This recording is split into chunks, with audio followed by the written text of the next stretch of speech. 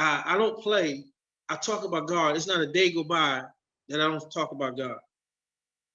I nicknamed myself after him because he said, keep me in all thy ways. So why not be God's man?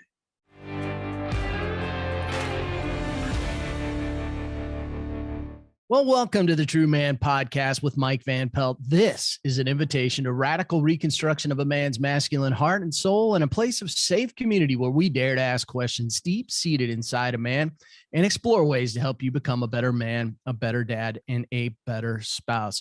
So listen, I think this is going to be a fun podcast because I love music. Who doesn't? I was born in 1970 and my music tastes, quite honestly, are all over the map. I listen to everything from rap to country music. I even went to a Wynton Marsalis concert a number of years ago that absolutely blew my mind. That guy's amazing. But if you grew up in this, 70s and 80s like I did, there was something new in town that came out of the inner city of New York, and the phrase hip hop emerged out of it. And I got to tell you, I really got into that culture and that music when I went to junior college. I met some guys from Detroit and I went, wow, what are they listening to? And I got to tell you, I loved it. And now you're probably thinking, Mike, where in the world are you going today? Well, welcome to the podcast. George Price, AKA the original G-Man of hip hop. Now, G-Man was one of the original hype man and performed with Rob Bass and the late DJ Easy Rock. Now you might remember the song that used to pack the dance floor back in the day, It Takes Two and Joy and Pain. Now, G-Man's been connected with many other artists, including the Sugar Hill Family, and I'm thrilled to introduce a cultural icon. Now, hear what I told you, a cultural icon, the man that has helped coin the phrase hip-hop. G-Man, talk about how are you, man? I'm blessed, man. I'm blessed by the best with no stress. There you go. See, that's how this is going to go down. He's little poetry throughout the whole thing. So listen, let's do a little history walk here. So tell us about, growing up on the streets of New York and where this whole hip hop idea and culture and all this kind of started. Everybody has the right to their own truth. Everybody's going to give you their version of what they remember and when if they lived that long, and they can tell you what they seen as they was growing up.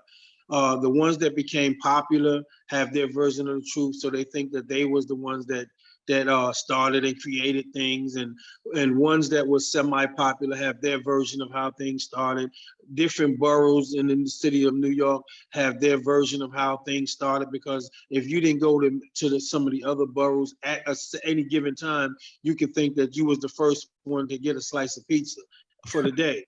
So, and with that being said, meaning everyone has their version of the truth and everybody has a right to their truth. The term hip hop came about because a bunch of inner city kids with different cultural backgrounds and ethnicities came together, and all of them had talent. And in this collage of talent, there was people who was dancing very well and doing different types of dances, which some of them was what we would call break dancing, pop locking, doing the tick, doing the wave, the vibrating, the jerk, pause, and stop, which is considered the tick. You know what I mean? There was graffiti. There was rapping, rhyming. You know what I mean? Poetry.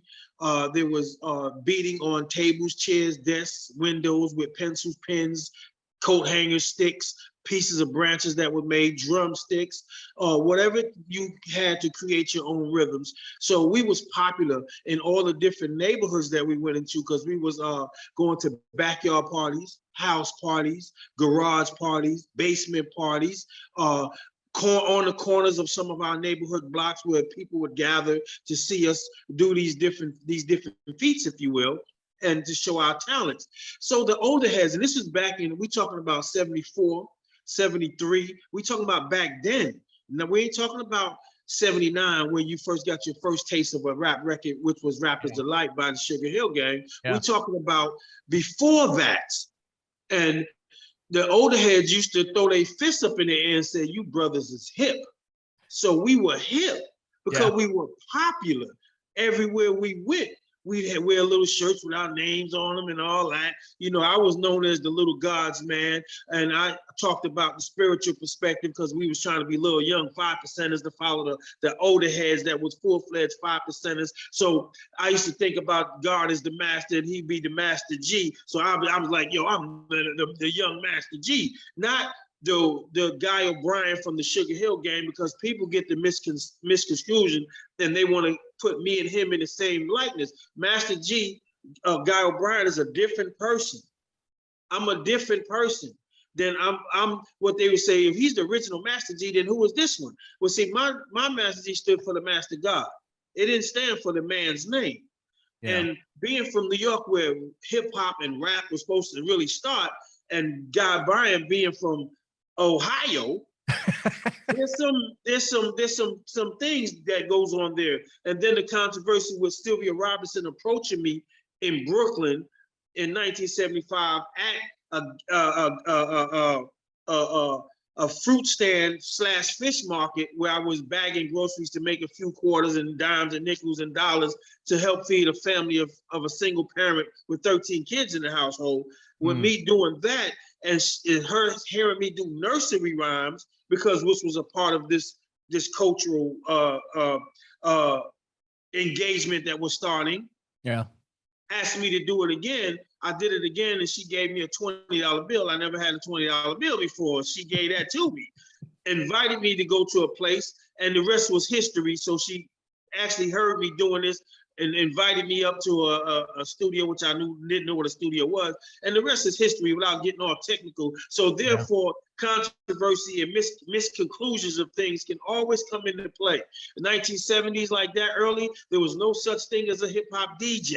So this was before hip hop DJs had took the stage and started creating into a business, along with Sylvia Robinson and them, to make it a business where they could create and make money. Where the concept came from us kids who was doing nursery rhymes and stuff like that. Because if you was an older person doing nursery rhymes, you would look like a pedophile or something.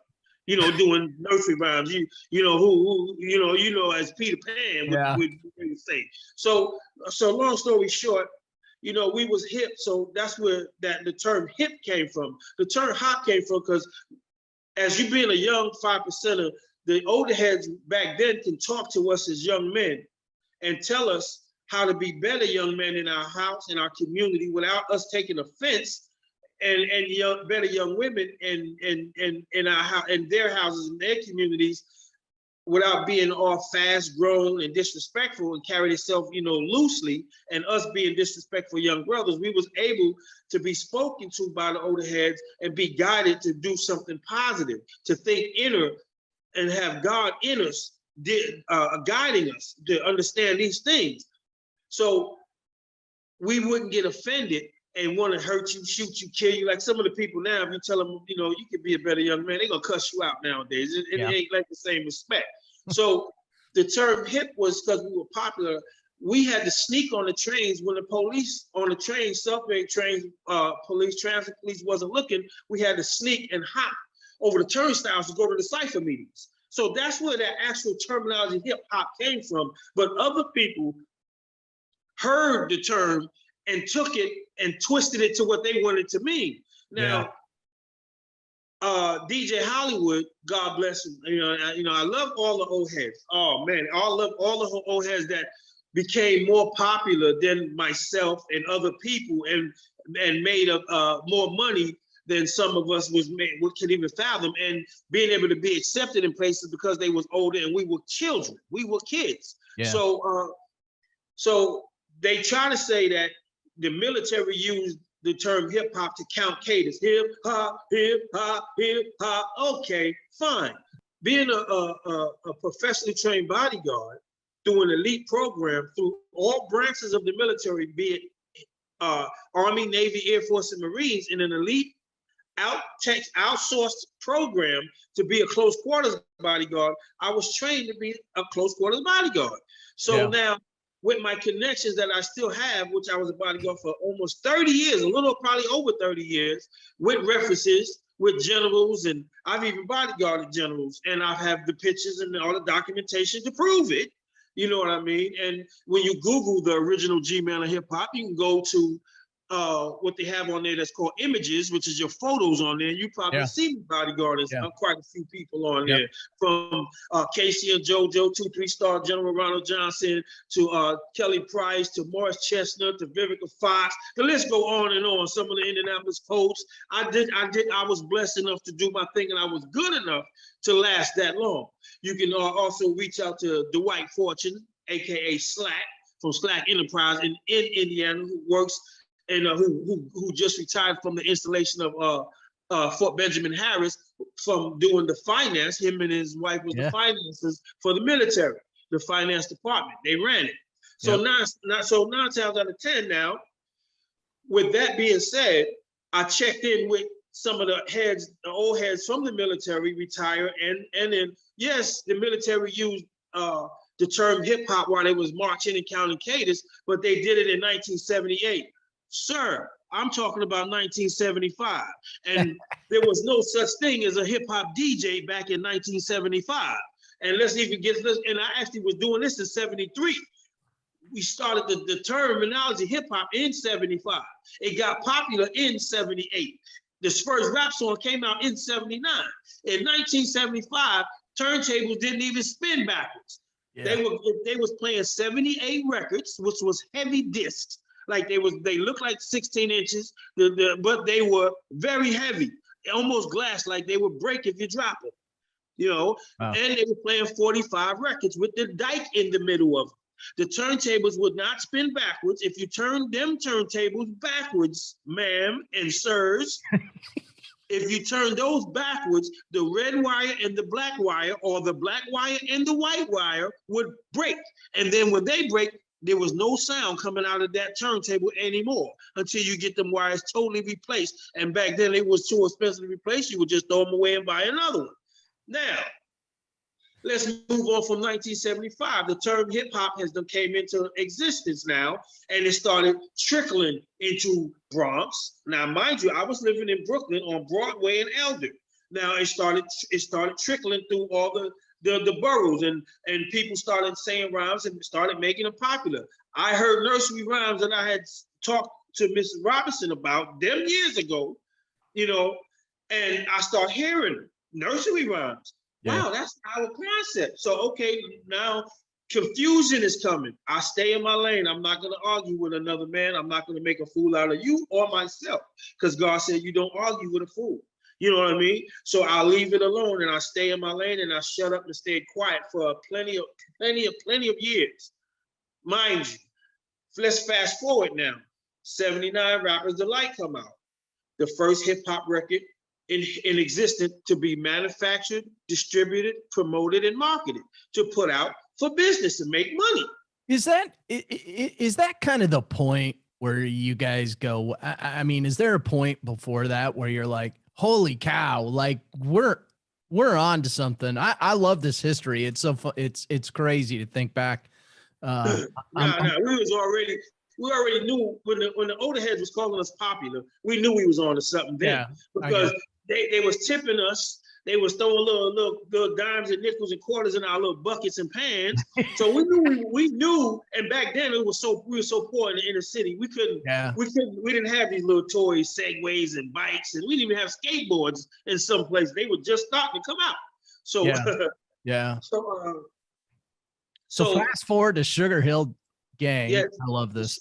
The Sugar Hill Gang came out, and the rest was history. They took it to another level, and everybody started laying claims. Now everybody want to rap, everybody want to rhyme, everybody. See, I'm not a rapper. That limits your talent. I'm an MC and an entertainer, because you see, I just had a movie come out on the 13th. You know what I mean? I develop artists, teaching them the culture and the business, and teaching them business, develop managers, teaching them how to run that art, manage that artist, help develop labels, teach them how to run the artist as far as hip hop and R&B is concerned for our genre, our generations. So fast forward to the Sugar Hill Gang. Now, God bless Big Bank Hank Wonder Mike and Guy O'Brien, Master G. Let's just keep it at that, because they own the terminology, they own the name, they own the rights to all that. I G-Man now, let's use my legal name, the original G-Man of hip hop. G stands for God. The dash between the G and the N stands for the bridge between God and man. Your name should have a purpose, not just because your name is Tony and you want to call yourself T Wizzy. Nah, bro, let's keep it 100. What is it doing for the kingdom? Knowledge, wisdom, and understanding is supposed to be help build the kingdom. You're supposed to help the youth, help give them something. If you're gonna cipher is not just passing a microphone around. See, cipher back when we was using the terminology back then was you get something out of it, like you ciphering gas out of a car. You put a straw in or a tube in, and you suck all the air out, and then the fluid will come out. What are you getting out of passing a microphone around? Arm exercise. So the cipher in your mind comes from when you get something out of dropping jewels, which we call nuggets, knowledge. We drop knowledge to each other. So I'm putting this all in different perspectives so you can get an understanding of where listen, G-Man, I think this is wonderful. It's one of the things I've really grown to appreciate about you is there's depth to this. There's meaning behind it. And I'm sure we're going to talk about this a little bit more here in a few minutes, but the faith around it, the glorification to God in all of it, is a depth which I wasn't able to understand or appreciate. Of course, I've recently, gotten to know you a little bit better, but the layers to what you do, I think is incredible, and I love it. Thank you. I appreciate it. So where we at now is up to today, after the songs came out in '79, and I had my running with Miss Robinson and them. God bless the Robinson family, because they did a lot for a lot of people where they at. And now, as I got older, and I became a part of another group in 1989. In 1989, which was Rob Bass and DJ Easy Rock. So we had hits like you mentioned in the intro. Yeah. It Takes Two, Joy and Pain, Turn It Out, Get on the Dance Floor, and let's go on. So now I'm a professional bodyguard. I'm protecting Rob Bass. I'm a chef because I got my cooking degree now. I'm cooking for him in the home. And when people didn't show up and do their job, I'd fill in and I'd be his hype man from time to time. So, which was natural skills of mine anyway, which I never exploited or tell them about, because who in their right mind then would have believed that I was the guy to go back to pioneership of the hip hop culture that they're successful in right now with hit records? You can't tell somebody how successful you are when they are number one in the country. They don't want to hear that. So what did G do? I went back to Sugar Hill Records and signed to Joey Robinson Jr. as MC Friction under the Bone and Me record label, which is under the umbrella of Sugar Hill Records. The same guy that y'all had when he was a kid grew up and became grown and came back and signed to your son. And so I did cataloging in the entire vault with all their 16 hits, all their tracks, all their stuff. I cataloged for them by hand for Mr. Robinson Sr., Joseph Robinson Sr. They gave me a little gig in there to go in and catalog and write down and number all the stuff. And so now all I was doing was collecting evidence, because now I could see what was recorded with my young voice or what was done with it. But the God in me said, no, I'm not going to do this to my people. I'm not going to try to hurt them. I'm not going to do that, because they helped a lot of people and they helped me. So I'm not going to do that. I'm going to just do what I was paid to do, catalog for them, give it to them.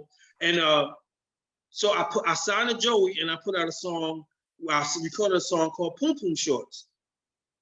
And it literally, and as because they had somebody on there that was using the G. They had two people. They had the guy O'Brien, who was using the name Master G, and they had Almighty G, who was using that was another G. So and then here I want to come back in and I want to use G Man or any other G. There's too many G's. So and then they had a G Man on the Furious Five, on the Crash Crew, on the Crash Crew. So there was too many G's running around. So I had a persona that I used in the Midwest I used to like, and they was called the Midwest Monsters. And then the Midwest Monsters, everybody had a name of a monster, like Jason, this, that, you know, Freddy, or whoever. My monster was, I loved at the time, Hellraiser. So I used Pinhead because he liked the pain. And I used Pinhead, but I used it and called it friction because any two matters come together rubbing together can cause friction. So I know my mind linking with someone else's mind, it's gonna cause friction because I'm too deep. I was born with a veil on my face. You know what I mean? I'm very spiritual. I think on the other end of eternity because the devil don't exist out there. I don't chase orgasms. I chase life-gasms. I love kingdom building. I like to see my people win. So my conversation is on another level. And that's how it lays out, man. Wow. Listen, G, and I do want to talk about this, you know, a little bit.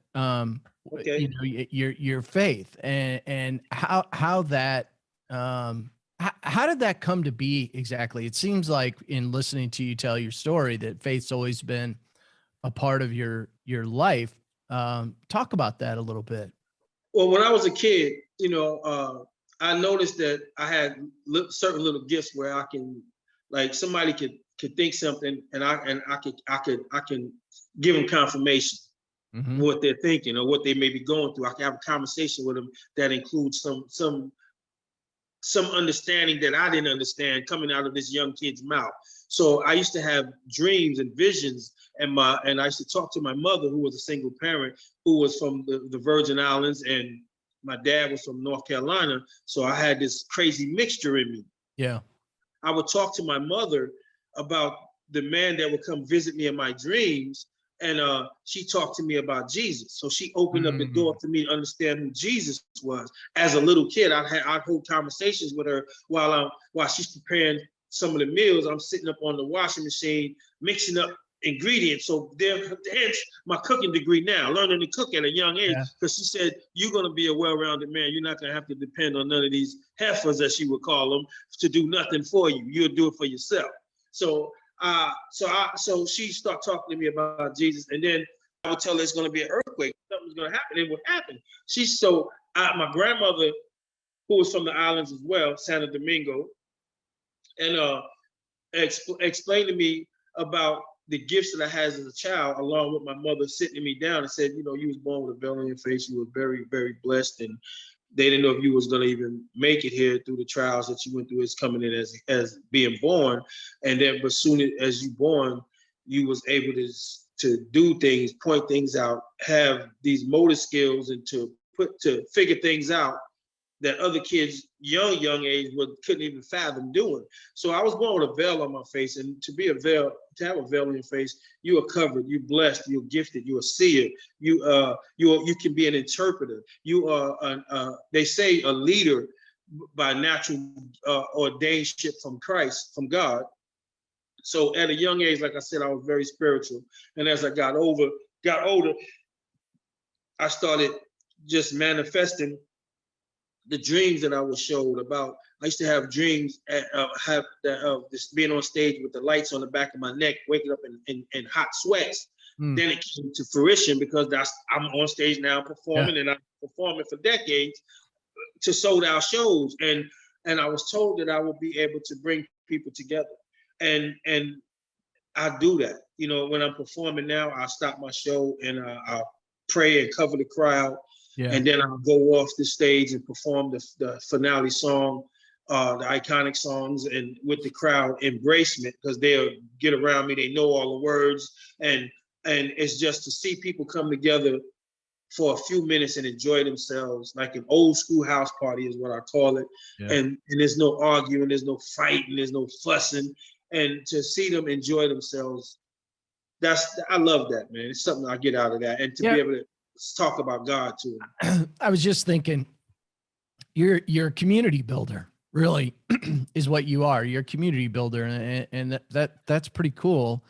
But listen, like anything, you know, you've had some ups and downs, some challenges, you know, to your story. I know when I first met you, probably a couple of months ago, you'd had a little health scare, to say the least.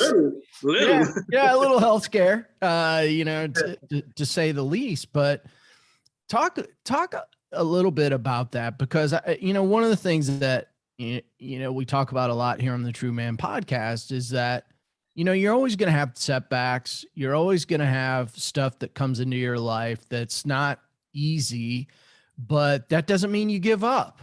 Right. You got to persevere through things. And so I think a lot of people have this idea that entertainment is glamorous, right? Like you're not, like, almost like you're not normal human beings, right? And that's just simply not true. And so you've been through the ups and downs of the entertainment industry. Sure.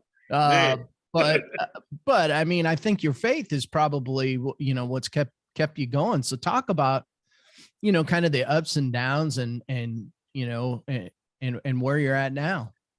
Let's talk about the faith perspective of how, see, we'll get up in the morning and we'll have faith that the lights will come on, that the water will come on when we brush our teeth. Yeah. We have faith that we'll go put our started and we can drive and go. But some of us won't have faith on who woke us up this morning, who blessed us with the car.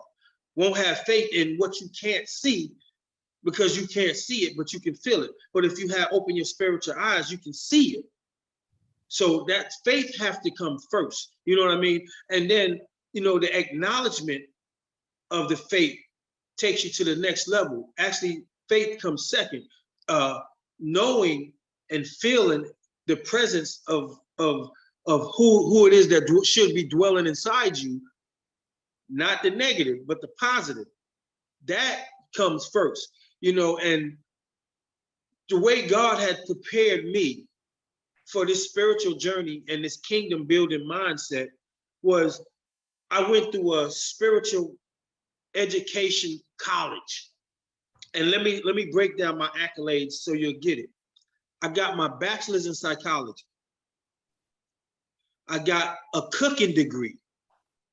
I got my doctorate in theology of music, because I understood who the minister of music for God was. It was Satan. So I understand what vibrations do to these kids' minds, and words that are cantations and spells do to these kids to make them act up when they hear certain negative things or positive things. You know what I mean? Yeah. I'm a professionally trained bodyguard. I'm also that man that the term hip hop should have came from, and it did, but I just say should have because I don't want to create controversy with people. LL Cool J seen me in Jazz in the Garden in Miami about a year or so ago, and I was coming through on a golf cart. They was bringing me in, maybe in as a filler or something like that, which didn't transpire, but they had me as a backup, so I was coming in on a golf cart.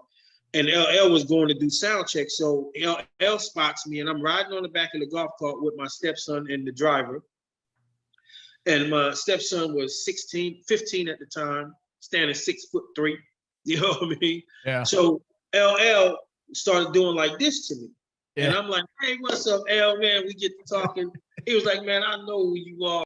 So anyway, LL is bowing like this with respect. And my son said, where's LL? Oh my God, that's LL. Why is he bowing down to you? So LL heard him, and LL said, man, you know who your father is? He said, yeah, Dad. He's like, no. Do you know who your father is? If it wasn't for your dad, would none of us be eating? He was like, man, everybody in hip hop ought to write him a check. And no one's wrote that check. And I've heard that said to me a few times. Nobody wrote the check. So that gave me confirmation of what God has done and bestowed upon me as a gift and a burden, if you will. Because so now my spirituality is very deep. I don't play. I talk about God. It's not a day go by that I don't talk about God. I nicknamed myself after him because he said, keep me in all thy ways. So why not be God's man? Yeah. So when they say G, they say in God. A couple of months ago in April, No, I had some of the illnesses, but God covered me, diabetes, blood pressure, cholesterol, all of the normal stuff that, became normal, but it shouldn't be normal because if you take care of yourself right, exercise, eat right, Yeah. coming from a chef, you wouldn't have some of these problems that you have. But some stuff is hereditary, Yeah. it's in the DNA now, So I had a heart attack in April 11th of this year. The widowmaker, if you know what the widowmaker is, that is the main artery to your heart. The main artery to your heart. If something happens to this artery, it's usually lights out, it's over, it's a wrap. My main artery was 100% blocked.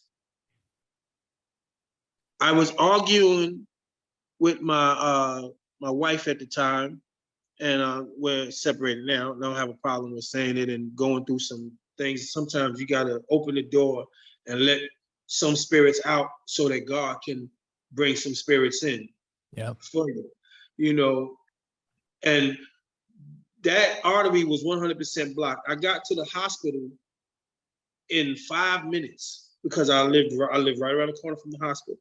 I had the stents put in my heart within an hour. I was up out of bed that night, walking around my room, back home the next morning, doing everything I normally would do. So therefore, that's God. So if I don't have faith in him, what do I have faith in? I can't have faith in nothing else but him, because that's a miracle within itself. The people was trying to understand, one, how my cholesterol levels went back to normal. Two, my A1Cs went from 15 to 7.5. Three, how did my triglycerides get back level? How they want to do case studies on me. No, I'm not a guinea pig. What God has for me is for me. He protected me through the faith. My heart attack, he brought me through that with flying colors. So I cannot complain. I don't drink. I don't smoke. I don't do drugs. None of that. I've never drank. I don't like drinking. I've never done any drugs. And yeah, I smoked marijuana, but most kids when they was coming up, they dabbled to see what it was like. But now it's a whole different story. I'm a grown man. I'm 56 years old. I'm still doing shows. I'm developing new artists, brand new artists that don't have the opportunities or the doors for them to be able to be seen or heard. I develop them from scratch, from their business models, getting them set up business, to their copyrights, to their publishing, to their songs, to being on stage. And that's through the faith, because I want to help build the kingdom. And let's talk about that a little bit, G. Let's dive into that a little bit. What you're doing now and how you're trying to change the industry, sort of speak, into a more, we had this conversation about a more bring more positive light to things, bring the fun back to hip hop. Talk about that, because I think this is really important, because we've got a culture right now. And I'm not just talking about kids, I'm talking about adults, of course, that have, for whatever reason, embraced shouting, embraced negativity, embraced violence. And I'm not talking about anybody specifically. I'm covering an entire culture in that blanket, because it's coming from everybody, it feels like. But talk about how you want to bring the fun back to hip hop. I think that's really awesome. Okay, in order to do that, you have to sum it up to so people can understand some of the origins of how stuff happened. We're not gonna go all the way back to slavery and all that, because we all know what that was, what happened with that, and we're gonna talk about all that. But the mindset is, they took the Bibles and prayer out of schools when I was younger. That opens up the door for the enemy to come into the schools. Because back in the day, when you said your Pledge of Allegiance and you said your prayer in the morning, the last thing a kid thought about was fighting anymore, if they came in with a bad vibe. But now, if you don't have none of these things to cover you and protect you, then anything can infiltrate your mind. You don't know what voice is talking to you in your head, be it the enemy or be it God. You ain't old enough to have the wisdom to distinguish the difference. So to change the culture, back in the day, there was positive hip hop. I'm gonna stick with the hip hop perspective, because music, R&B, and jazz, reggae, blues, all that didn't get into that. But now they do, because it's easier to say something negative and more popular nowadays. Because if you don't have an option and choices to hear nothing positive, and all you're hearing is negative, then all you hear is what is being infiltrated in your mind and your spirit and your soul. That's what you're gonna think is popular if they don't give you no options. So let's go to why that happened. In the very early 80s, I was doing the bodyguard thing, and I was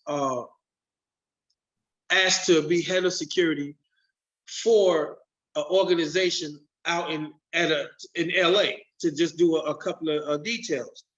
So of course, I was young back then in my 20s or whatever, and I was very happy to do it. It was a paying gig, and it was gonna pay more money than I probably have seen. So I took it. I was flown out San Bernardino.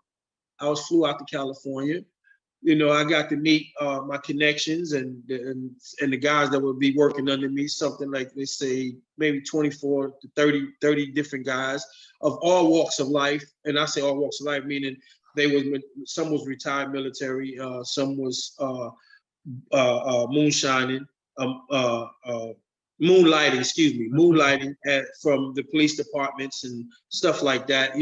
Big guys. You could tell they were military experience because of the way they carry themselves and their weapons. And so we was tasked with securing an estate, a huge estate on a mountain that one side was water, the other side was cliff on the side adjacent to that, which was still ocean view, but it was more cliff. And the other side was you have to leave the exit, to leave out of the compound, basically.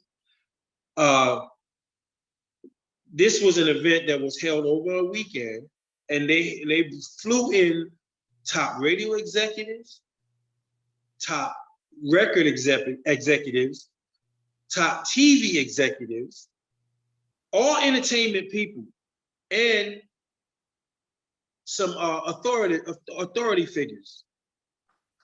And I say it must have been about 200 people, roughly, all top dogs. And I was head of security, so I had the clearance or the wherewithal and the freedom to go anywhere on the compound. You see what I mean? Yeah. Unlike some of the other guys, I would put you in an area. That's your area. You don't leave your area. If you're in that area, you don't leave this area.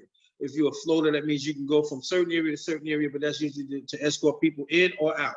You know what I mean? Or to a different location within the confinement of that facility. Now, positive hip hop was being played, so and songs was real good back then. It was clean stuff, and everybody was dancing and enjoying it. Everybody. And money was starting to be made by the Latino community, the African American community, and mainly those two groups were starting to make some money when they wasn't making money before, it was poverty. So a meeting started with all the people in there in this big, huge room in this compound, and the first thing came out of the speaker's mouth was, "We want y'all to stop putting your resources into positive rap." They didn't even call it hip hop; they called it positive rap. So that tells me that they was talking about rap, not the culture overall. Rap. That's the message in the culture, to get that's a message that get out to everybody else. That's a platform for free expression. That's a platform for self-expression. That's a platform to create income. So that's the platform they want to attack. So they said, stop putting your resources behind positive rap. We want you to transfer all your resources into gangster rap. Yep. So I already know what was going on. I already knew what was happening. So I'm paying close attention to this. And so some people were asking, why would we do that? We making money on it. And they were telling them, you will make 10 times, 20 times, 100 times the amount of money doing this, then you would do that.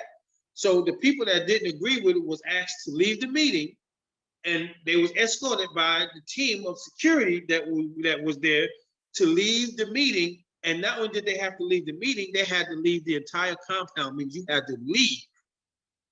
So they sent them on their way. Everybody that didn't agree with it was asked to leave, and everybody that was stayed reconvened in about an hour roughly after everybody that didn't agree with it, because they didn't get into details at the first. That was the first thing they wanted to do, was eliminate the probable cause problems that would exist. So they eliminated them by getting rid of it. So now there were some prominent people at this meeting, and I can tell you names you would not believe that was at this meeting. Let's just say it was from TV to sports to movies to sing to stage. It was huge people at this meeting. Yeah. Now they got into the details. They said, and the question, it boiled down to this. They said, let's put all the money behind gangster rap, because they knew that the inner city kids were buying into the fast life, the drug culture, the fast money, the cars, the women, the sex, the violence, the gang paraphernalia. So they will sell more merchandise, and they'll be able to lock people up, and they'll be able to have the inner city communities become deplorable states where they can do the revitalizations. Right. That's the word they use in some of the inner cities, and move certain people out and certain people in, and make the property value go through the roof. And they'll be able to privatize prisons. That's why you can go in to some cities and see these beautiful buildings downtown. It's real colorful. They're nothing but meat houses that have people locked up in them. And those are prisoners, and they're locked up and they're in there, and they full because those organizations has contracts with the government to keep these facilities full. If they don't keep them full, then they can sue the government and get paid, because the contract states that they must keep them full. So which means you are worth more in jail, depending on your status quo, than you are on the street. You can make something like $62 a day off a prisoner inside, and only feed them with $2 or $3 a day. I gotta tell you, this is very interesting perspective coming from somebody, like yourself. I'll be perfectly honest. And I want to tell you that I'm surprised, but I'm not. But fast forward a little bit, G-Man, to what, now that you've given us a little background on where this all, some of this got concocted, let's say that, fast forward to where you're at today, to helping these artists. Today it's about etiquette. We didn't have nobody helping us and guiding us back then. You know what I mean? In the entertainment world. So I vowed that everything that was taken from me, I will never let another artist go through that again if I can help it. So I with all my education and all my knowledge, wisdom, and understanding, I devised a 90-day curriculum. The first 30 days is all about your business. I don't care about your music. I don't care about your dancing, your acting. You're an artist. It's artist development. The first 30 days is all about your business, making sure you sign the ASCAP or BMI, making sure your publishing company is set up, making sure you sign to act for, making sure you're a legitimate actor, making sure all your paperwork is in order, you own all your copyrights, your publishing, make sure that you own your own stuff. The second 30 days is all about, now it's about your music, picking the right material, getting you a few interviews to see what you look like so I can get you skilled up on your interviews, and your etiquette starts. And how to carry yourself in the entertainment industry so you don't become a sacrifice or victim or a couch piece of meat. You know what I mean? Selling your soul. And then your last set of 30 days is about your image, how you want to be portrayed, how you rock the mic, teach you falsetto voices, so in case your voice crack or get hoarse, you have another voice in you that people don't realize how much gifts God got in you that you possess, to show you how to bring that falsetto voice out, and you can still perform, collecting your residual income by performing live performances. So, it's a 90-day curriculum. I have these artists, I charge, it's not free to work with me, and I handpick or you get recommended to me, and I only work word of mouth. I turn down a lot of money and a lot of big labels, a lot of people from developing their artists because they want to perpetuate the negative entities in the entertainment business. I'm not for that. So with these artists, I let them put a small deposit down, and they pay the rest off weekly, bi-weekly, or once a month.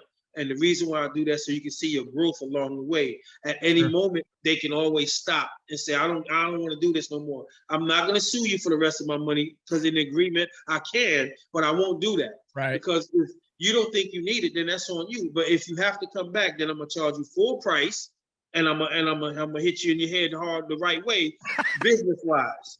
You know what I mean? Because you wasted my time. And it has happened where people had to come back. On the radio, there are major artists that are on the radio now today that came through my art development curriculum. We won't have to mention any names, but you know, it is what it is. Therefore, I don't take their credit for who they are. That's them. I want you to be an individual, and I want you to be independent. So, you know, that's where I'm at today, and I'm doing movies. My first movie, Mad as Hell, just came out on the 13th of this month. You can go and you can watch it on Tubi. You know, I'm getting ready to do a movie called Prism, with it's the El Chapo movie, the drug lord that had the tunnel built out of prison. Johnny Depp is playing El Chapo. Me, Ice-T, and Jesse the Body Ventura is playing DEA agents chasing him. And then there's another surprise star that's going to be in there, huge star that's going to be in it as well, which I just heard about within the last few weeks. And is it me? So, is it me? No, oh, no, yeah. it's not me. It's not me. No. And then I'm doing Fight for Freedom. That's the Leon Isaac Kennedy movie from back in the day, which was called Penitentiary. And it's going to be a Penitentiary 4, Fight for Freedom. He's passing the torch on in the movie. And I think I'm playing a trainer or something in that. And I'm writing my own movie, which is backed by Maverick Films, called Generational Curse, where I show you how to pray these generational curses up off your family, but it still has to do with like paranormal activity, possession, you know, all these things, you know, but a believable horror movie from an African-American perspective. This is awesome. So I think anybody that's listened to this podcast can see the creative nature of G-Man. It oozes out of him. So listen, as we wrap up today, tell it if you want to, and we'll put this in the show notes. How can people get a hold of you and find out what's going on with you? I tell you how I operate versus some other artists. And first of all, we're doing resurgence of sound. That's bringing back all the old sound, all the live musicians, giving them their jobs back, bringing out fun party, fun back in entertainment, fun back in hip hop. Where it's called resurgence of sound, and me and Jim Chong, the rock star, is working on that perspective, and you'll hear about that real soon. But the way I operate is if you hear me on this podcast and you don't go to the original G-Man of hip hop, Google that. When you hear me on this podcast, you can reach out to Mike Van Pelt on this podcast, and you can be able to get to me. This way I know who recommended you, where you came from. And then also I like to make sure that I take care of the people that looks out for me, like the Mike Van Pelt, the show. So that's how I operate with people that I do interviews with. I just love G-Man, people that are doing positive things in the world. Okay. You know, and I grew up listening to, you know, a lot of the music and artists that you represented. And, I don't particularly, you know, I grew up in obviously you and I are apples and oranges. You grew up in a completely different environment than I grew up in. It doesn't change the fact that we're here today and we get to enjoy the history of what was created together. And I think that that's so important. And I also think it's important that, you know, in this world that we have positive role models to go to, especially in the minority community where there's a deficit, a huge fatherless problem, a huge role model problem in that community. And kids, I wish we touched on that one. I know. It's a whole, but the point is that, you know, these young adults need positive role models. And I'm going to say that have been there and done that like you, so that you can help them. And so I just want to say, greatly appreciate you being here today and telling your story and kind of giving us that history. And I think anybody I'm 52, so anybody who's of that era, and I assume a lot of my listeners are, really got an incredible history lesson today. And again, just incredibly grateful for you to come on the podcast, G man. Appreciate it. No problem, man. It was my honor. God bless you, man. Now, God bless you. Thanks for being on. All right.